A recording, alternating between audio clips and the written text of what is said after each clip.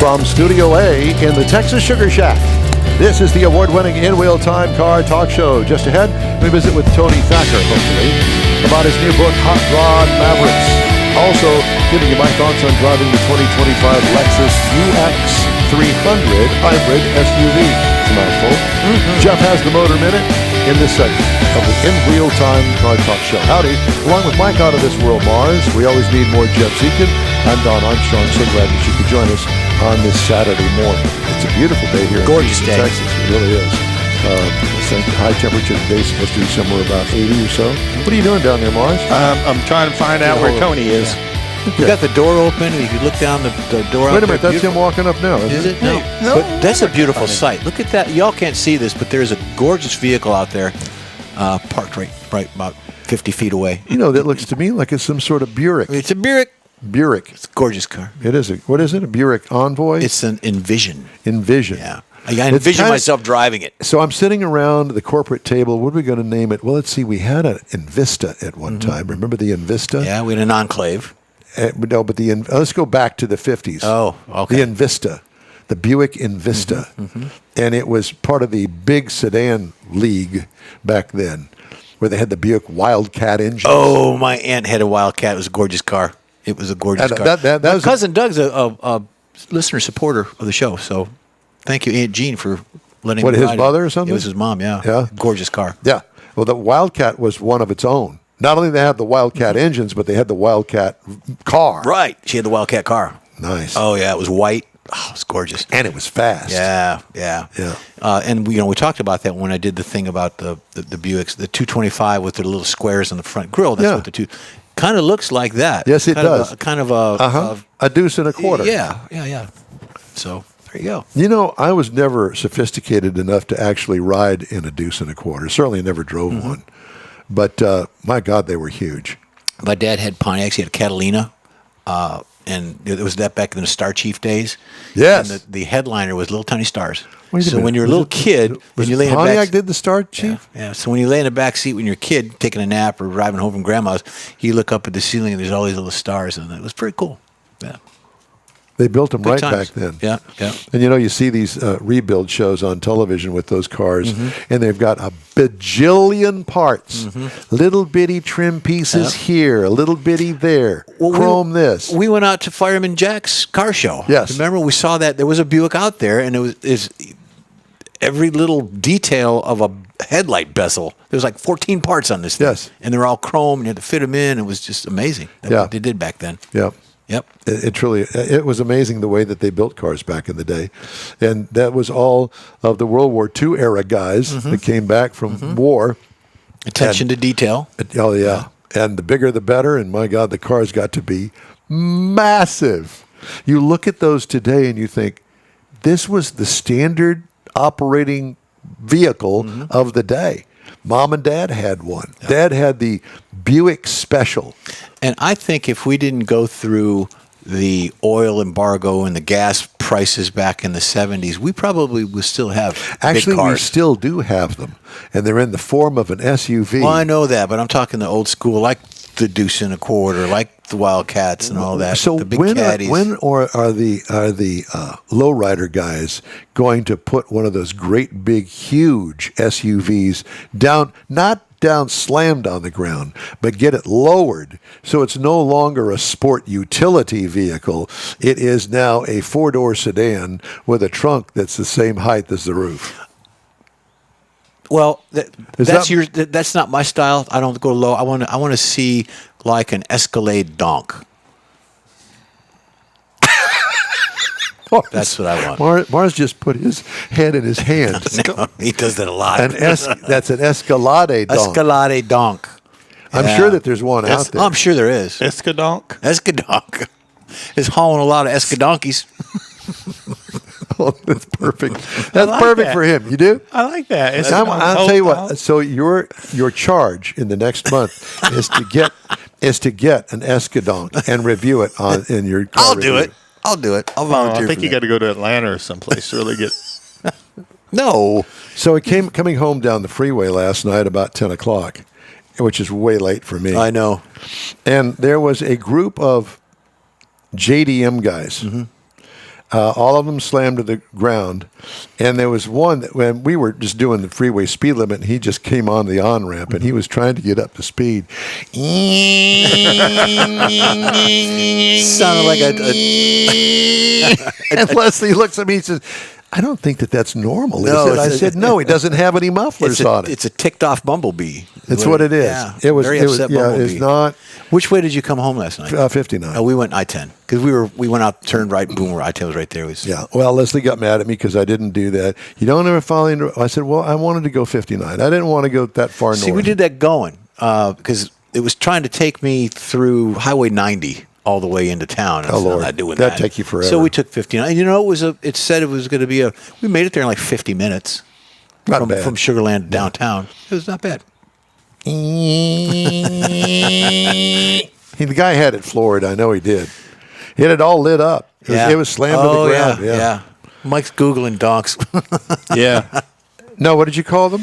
Escadonk. Escadonk. Mike, maybe that's the president's new vehicle that GM is going to be working on. An Escadonk. There you go.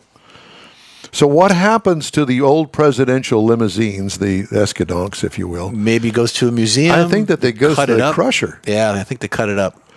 Because they don't want anybody to know any of the secrets. Yeah, in there. Yep. Yeah, and there's lots of them. Oh yeah, apparently. Evidently, there's like the doors are that thick. Yeah, and they're packed with ammunition and guns and deterrents and communication gear. All right. I went to high school. Young man, a year behind me. I went to high school with his sister, Mike Cuttajar. He worked with Cuttajar. His name was Cuttajar. He worked with with that vehicle, with the Beast. I don't know all the details, but he was involved in some type of program with that, the maintenance of the vehicle. So that was pretty cool. Yeah, I hear from him every now and then. I see Facebook and all that stuff. But does he know that you're on this award-winning car show? I believe so. I think we tried to get him on one time years ago, and he's just a busy guy. He's got a lot of stuff going on. Not really involved in that anymore, but good for him. Did he work for GM? I think he, I don't know if it was a company that just did the service for it, but I'll try to find out. I'd like to find out more about the car, the Beast, the ones that they build for the president. I'll look into that. The one that Kennedy was shot in is on display at the Henry Ford. Yeah. The only thing is that it's no longer, it wasn't longer a convertible after he was assassinated. Yeah, they put a top back on it. Yeah. So, but it is the same car. Yeah. Yeah. Same chat. Yeah. Same. It was the same car. Yeah. Yeah. That was always interesting. All right. Well, we have some time to fill because I had an idea. Yeah. You were talking about the lowering, yes, escalating all that stuff. Well, if you put all that weight and stuff in there, all the bulletproof glass and everything in it, you wouldn't have to jack with a suspension. Just let it settle down on its own by it being overweight. Can you imagine trying to do some evasive moves with it on the ground that? It'd tear the whole suspension out from underneath it. Oh, yeah. There's that. Oops, I forgot. It's like turning an aircraft carrier, all the big boat. Yep. Let's do, I got a story here. Can I do that? Mm-hmm. Yeah, we don't seem to be making much headway over here. Well, we got a free book, so I guess it's worth it. Hot Rod Mavericks. Well, couldn't talk them out of 3, so now they're going to have to pay the price. Federal Reserve announced no changes to the central bank's benchmark interest rate policy after its second Federal Open Market Committee meeting of 2025. The Fed also made no changes to the rate at its January 29th meeting. The federal funds rate target range will remain 4.25 to 4.5%, where it has stood since the last quarter in December, the committee said. The Fed's adjustments can have a ripple effect on the interest rates auto lenders charge consumers. The committee judges that the risks to achieving its employment and inflation goals are roughly in balance, the Fed said in a statement. The economic outlook is uncertain, and the committee is attentive to the risks to both sides of its dual mandate. That is not something that is said. Mm-hmm. That is something that is written, because nobody would say those words in a speech. The economic outlook is uncertain, and the committee is attentive to the risks to both sides of its dual mandate. I would like to interview that person that wrote that and go, we used to have a sign in the newsroom that said, write like you talk. It's probably AI then that wrote that. Could be. Either that or one of those overpriced government people. Because it's the Fed that says it. Neaterville. Theoretically. Vehicle thefts in the United States, Mars, recorded their biggest yearly drop in 4 decades as automakers, mainly Hyundai and Kia, bolstered anti-theft measures, while easing supply chain constraints made stealing vehicle parts for less lucrative. What? Yeah. Again, here we go. Somebody wrote that. Hyundai and Kia cars topped the list of the most stolen vehicles in 2021 and 2023 as their lack of immobilizers made them easy targets for stealing, fueling viral social media trends such as the Kia Boys. Although cars made by Hyundai and Kia were among the top 5 models that were stolen last year, their thefts fell about 37.5%, data from the National Insurance Crime Bureau showed. So they stopped that. Yep. Because they didn't put engine immobilizers on the keys. Really? So now I got to take it to John Gray down at Gulf Coast. To put an engine immobilizer on it because the factory didn't. I think I'd charge them. Oops. So how does that really work? You turn the car off, you hit the door lock, and then you hit the engine immobilizer? No. No? You would have the engine immobilizer somewhere inside, like a switch, Yeah. a battery disconnect. Valet. Oh, yeah. Valet, if they had So you that. get in it, and you unlock it, you get in it, and you push the button to mobilize the engine. Hit the switch. And the switch is gone Don't you bad. remember you used to, there's that. But Well, I'm just saying. remember underneath the dashboard, you used to have that secret switch that you Secret put switch. in there. Yeah. A little toggle. A cheap toggle from Radio Shack that you put in there, wired it up to the starter so you wouldn't get any power to the starter. Well, how's it going to start? Yeah. If somebody gets in, they just run their hand along the bottom of the dash. Oops, there it there it is. That's why you don't put it that way. Do you have a routine when you get in the car? I mean, you get down in the seat. What's your routine? Mine is you put the seatbelt on. You start the car because that eliminates all the ding-dongs and things that get your seatbelt on. Then I push the button to disable the auto start-stop. And then I get into 4-wheel, 2-wheel, sport. I've stopped doing that. And I then used to when I first got the new cars that had the auto start-stop feature on them, Right. and they had a button that you could override it. I always overrode it. Now, I'm not. But if the car shudders to start from a stoplight, I'm going to tell you in the car reviews that I do. Because it shouldn't do that. And the manufacturer, shame on you that let a car do that. And a lot of them, you don't hardly even realize what it's doing Correct. anymore.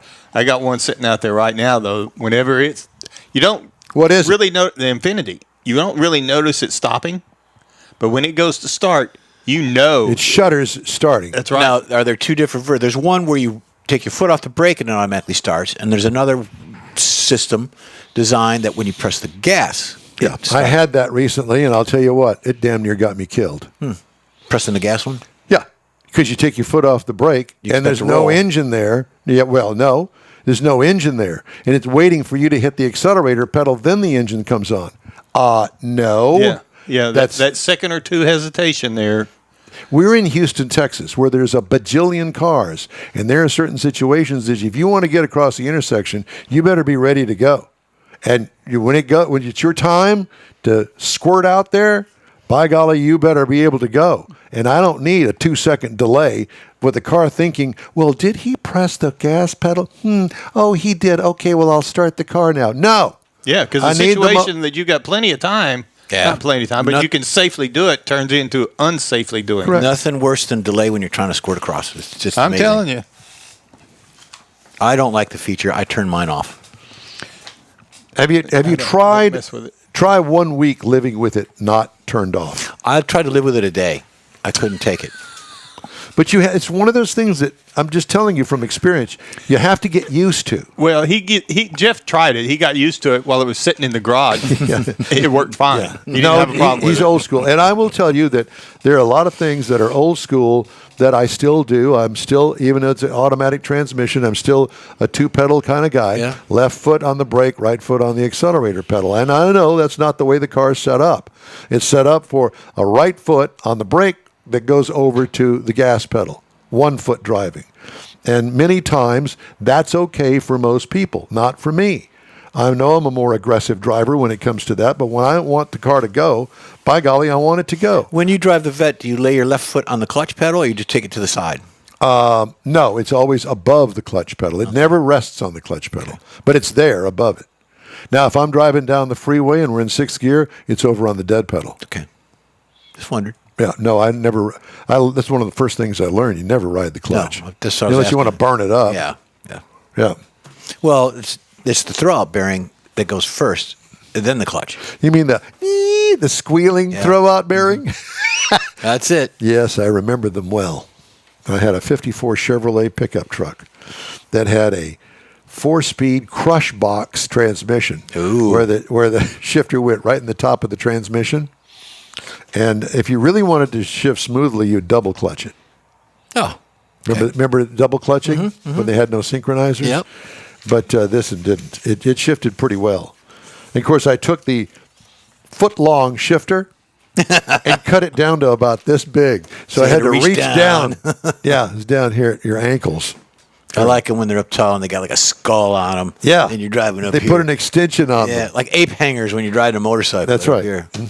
I know it well. Yep. All right. Well, thanks a lot, Tony Thacker, for your interview with the Hot Rod Mavericks. Appreciate the book. Appreciate the book. Yeah, that's going to sit on there. Yeah, this guy that we were going to interview, but he didn't show up for the interview. Can you imagine doing that to Johnny Carson? I mean, I'm comparing myself to Johnny Carson, but the show, Johnny Carson. So I think you're Ed both McMahon. you both have gray hair. You're Ed McMahon, and I'll be the band leader. Doc Severinsen. You're Doc. Yep. At least you're not Mitch Miller, although you look like Mitch Yeah, Miller. Mitch was cool. No, he wasn't. Yeah, he was. Not from what I read. He was a mean man. Well, Who was the other guy that had the champagne bubbles and That would be Lawrence Welk. Lawrence Lawrence Welk? That's who you are. okay. Okay. Just ahead, a review of the 2025 Lexus UX300 and Jeff's Motor Minute. Oh, yeah. Right after this quick break. The Tex-Mex dining experience is defined by Lupi Tortilla, your destination for Texas's best beef fajitas and frozen margaritas. Since 1983, Lupi Tortilla has served authentic and time-tested recipes made with the freshest ingredients. Atmosphere is part of the award-winning experience at Lupi Tortilla, all developed in a little house near Highway 6 and I-10 in West Houston. Visit any of the Lupi Tortillas and you'll see the same attention to detail in each and every location. Start your Lupi experience with queso flammeado and guacamole, along with a classic frozen margarita. Dine on famous Lupi beef and chicken fajitas, or pepper shrimp brochette, or a fish or vegetarian entree, and finish with a scrumptious flan for dessert. Find Lupi Tortilla in Houston, College Station, Beaumont, Austin, San Antonio, and Dallas-Fort Worth. There's a Texas location near you. The recipes are authentic and time-tested. The ingredients always fresh. Lupi Tortilla, he's pretty good. You own a car you love. Well, why not let Gulf Coast Auto Shield protect it? Houstonian John Gray invites you to his state-of-the-art facility to introduce you to his specialist team of auto enthusiasts. We promise you'll be impressed. Whether you're looking to massage your original paint to a like-new appearance, apply a ceramic coating, install a paint protection film, nano-ceramic window tint, or new windshield protection called ExoShield, Gulf Coast Auto Shield is where Houston's car people go. Curbed your wheels? Instead of buying new, why not have them repaired? How about a professionally installed radar detector? Gulf Coast Auto Shield does that too. Get a peek inside the shop and look at the services offered by getting online and heading to gcautoshield.com. Better yet, stop by their facility at 11275 South Sam Houston Tollway, just south of the Southwest Freeway, and get a personal tour. Gulf Coast Auto Shield is your place to go for all things exterior.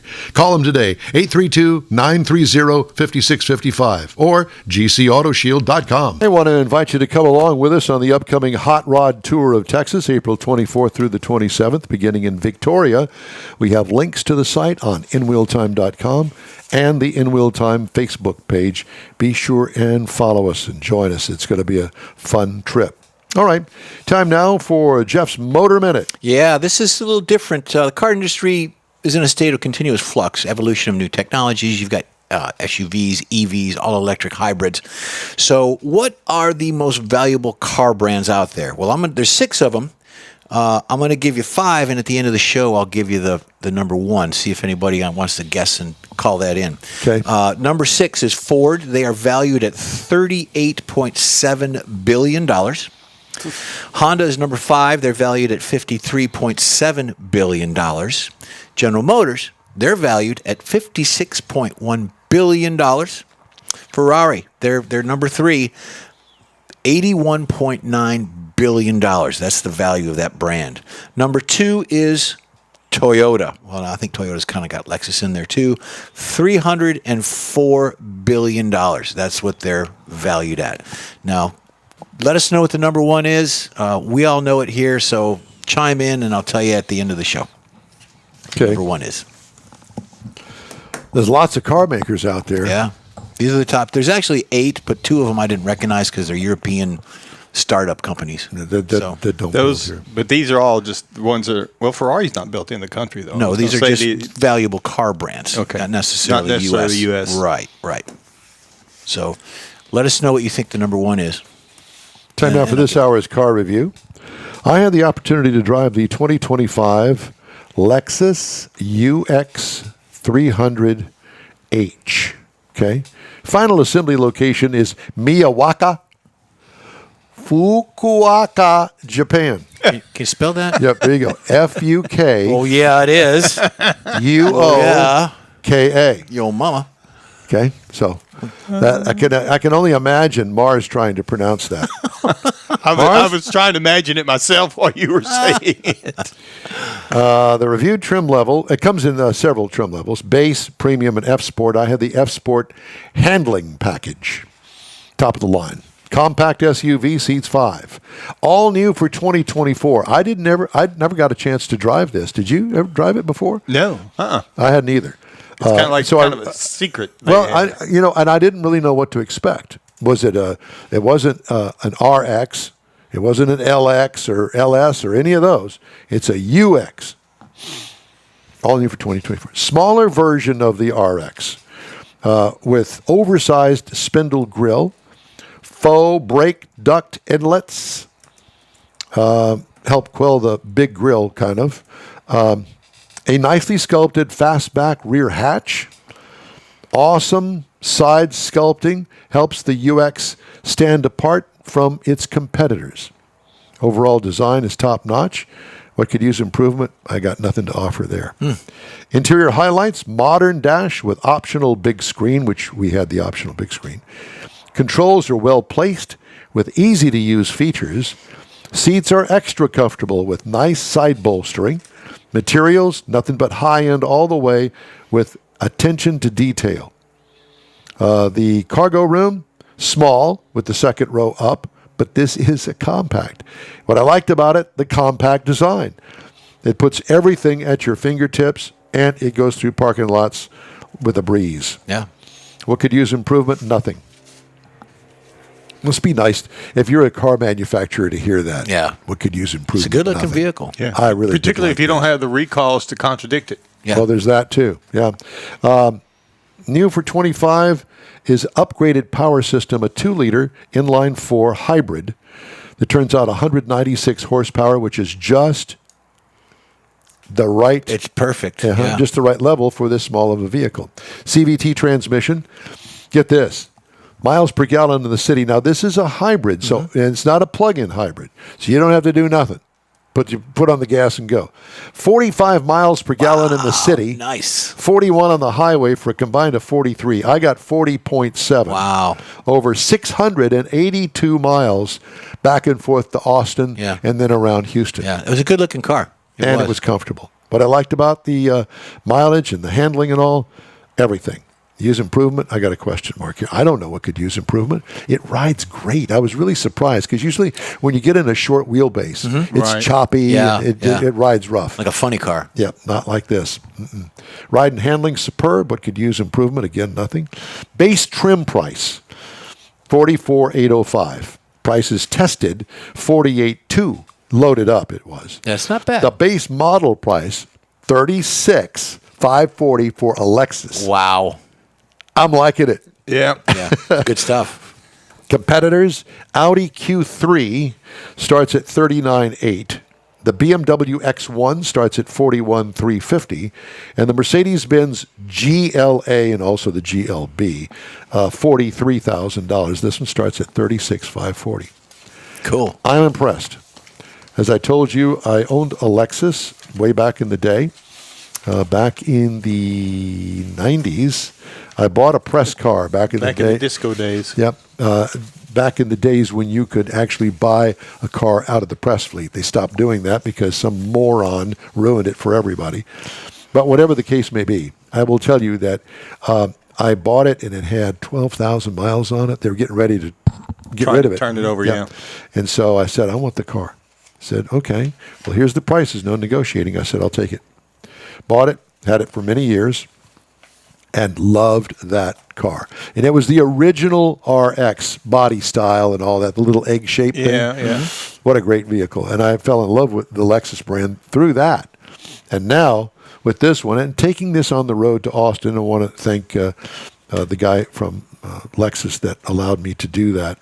It gave me a different sense because I got to spend some highway time with it, which I Right. typically don't do. Right. I do around Houston, but it's not the same. Yeah. It's not like having 2 hours Yeah. going different roads, going up like to Yeah. Austin. And then the highway, the 35 minutes, whatever, for him on the highway, it really doesn't. And that's give just you in the- traffic. Yeah. It makes a big difference. So it was a great vehicle, and I really appreciate the loan. Thank you, Lexus, once again for coming through. Remember, I took the RX up to the top of Pikes Peak. Mm-hmm. Remind me never to. No, you won't have to remind me. I'll never do that again.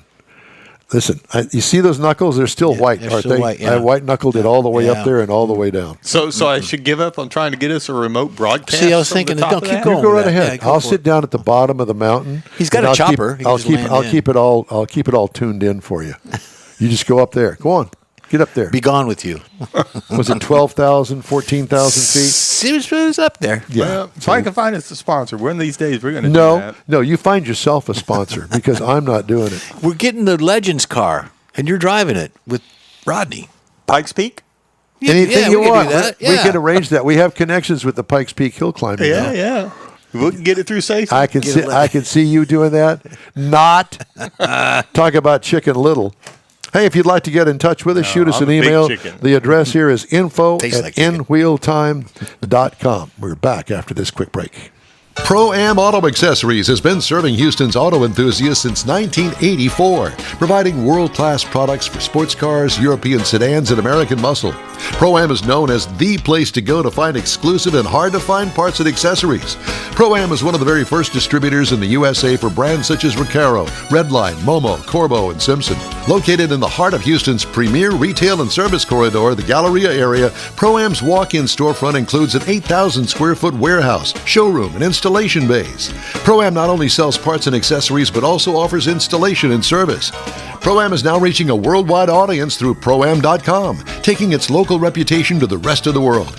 At Pro-Am Auto, you'll be dealing with a small group of professionals who truly want to help you with your automotive needs. If you don't see what you're looking for on the website, call and Pro-Am will lend you a hand. Pro-Am Auto, 6125 Richmond at Green Ridge in Houston's Galleria area. Call them at 713-781-7755. Mecum Auctions, the world's largest collector car auction company, returns to Houston, April 3rd to the 5th at NRG Center. Join us for the fun, fast-paced, high-energy Mecum experience with 1,000 vehicles up for grabs. For avid collectors, first-time buyers, and enthusiasts of all ages, there's something for everyone. Bring home your dream car. Register to bid and buy spectator tickets now at Mecum.com.